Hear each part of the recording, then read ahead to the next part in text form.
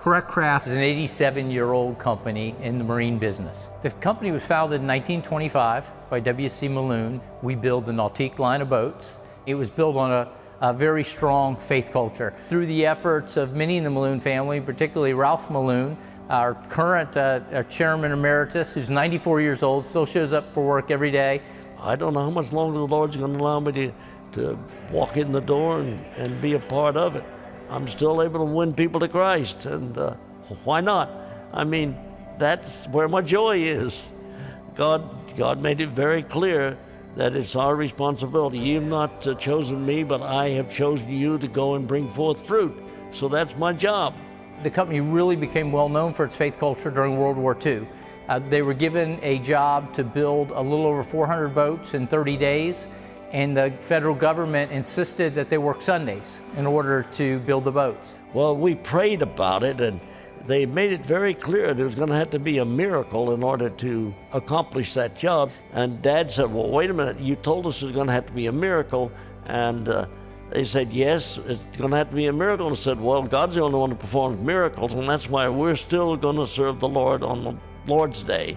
Similar contracts were given to 2 or 3 different organizations, and Correct Craft was the only one that fulfilled its obligation not working Sundays when the other companies did work Sundays and weren't able to fulfill its obligation. At that time, the company became very well known for its faith culture.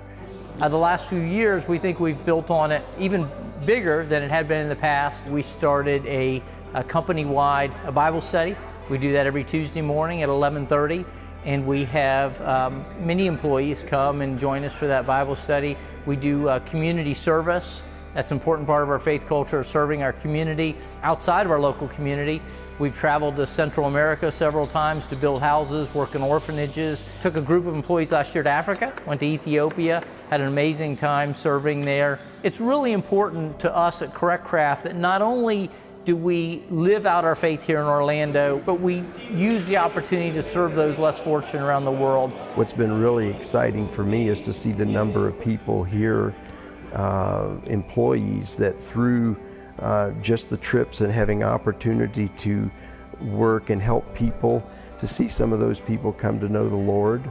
It was the first night, I believe, in Tijuana, Mexico, and we were in the middle of the worst slum that you could think of, with the worst smells around us that you could possibly imagine, and yet I knew that this was where I was supposed to be. So I said the prayer that night, and it's changed my life, that one night.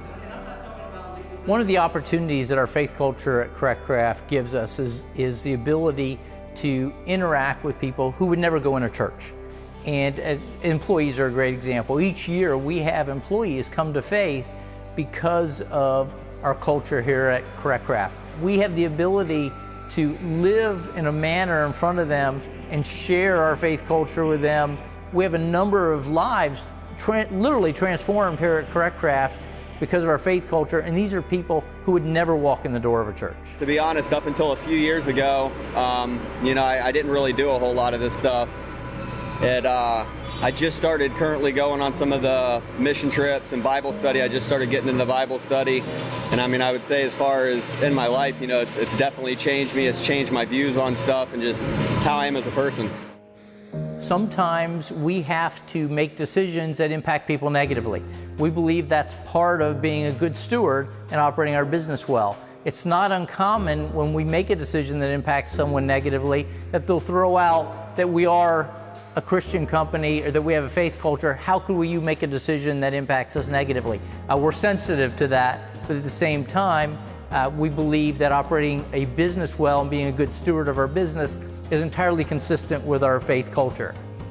We want people to know who we are by how we conduct ourselves and how we live our lives and how we operate in the marketplace. It's very important to us that our advertisements, our social media, each of the ways that we promote our product and our brand is consistent with our faith culture. Sometimes that means our ads may look a little different, may look a little more conservative than some of our competitors' ads, but it's important to us that they be a reflection of who we are.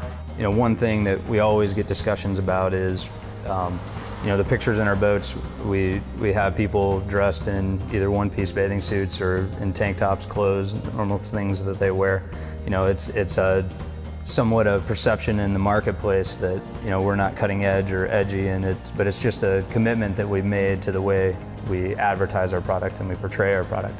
They truly do have like a different stance in the world of wakeboarding. And you know, I remember being at events where they wouldn't have like the alcohol sponsors, or they would, you know, you see them take different steps that other companies won't do. And what's cool is to see that kind of pour out into the wakeboard community. They are known as the high-end boat. And so everybody kind of aspires to own an Antique. They hold their value. You know, when you get it, you're getting a quality product, and everybody, you know, under the roof, whether a Christian or non-Christian, knows that that's what the goal of this company is not just to go and build boats, but to do it for God's glory. If it hadn't been for R.G. Letourneau, we'd have never met all these other Christian businessmen. You just learn from businessmen how you better perform and how you better act in the world if you're going to win people to Christ. How can we be a good witness for the Lord if we're not successful in the business? We can't just say, well, hey, we're Christians, but we don't make any money, and we don't serve any Christian purposes. We don't do this, we don't do that. That's not the way it is. Craft's mission statement is building boats for the glory of God. It's very short, it's to the point, it captures who we are, and we just want to remind people that we have a higher mission. And it's important to us to know that we want to take care of our families, we want to build the world's best boats, but at the same time, we have a higher mission. We want to glorify God in what we do, and that drives everything that we do here at Craft.